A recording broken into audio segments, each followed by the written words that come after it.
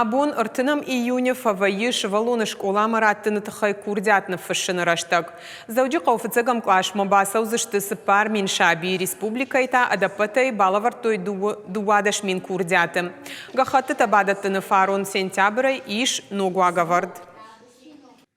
Преимущественное право при поступлении в первые классы имеют дети, чьи братья и сестры уже обучаются в данном образовательном учреждении.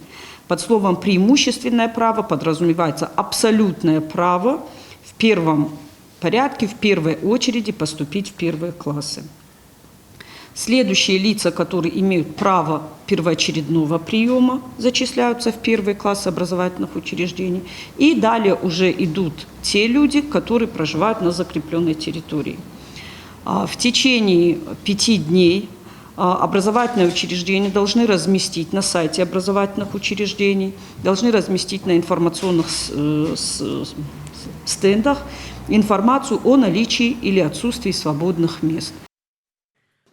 Бинон такамсарын сумагашка шевалон фидаргонд у хаштагдар школама, ама школа тафацадждар ишен с шабита самхаун судоном.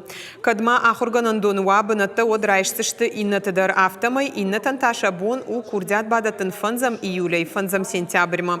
Ахур администрады специалиста кушенс аллы школа айдар архайн самай аллахурганан донадар ва шевалаты амхужон намаз. Управление образования как уполномоченный орган определит каждого ребенка в индивидуальном порядке. То есть мы готовы уделять время каждому вопросу, каждому ребенку, для того, чтобы он поступил в близлежащее образовательное учреждение.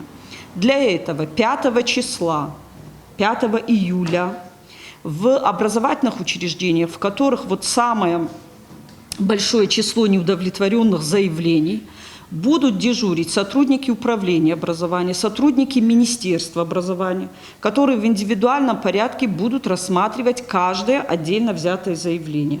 И тут же направлять ребенка в школу, для того, чтобы никому, ни один руководитель образовательного учреждения не сказал: у нас мест нет, мы вас не принимаем.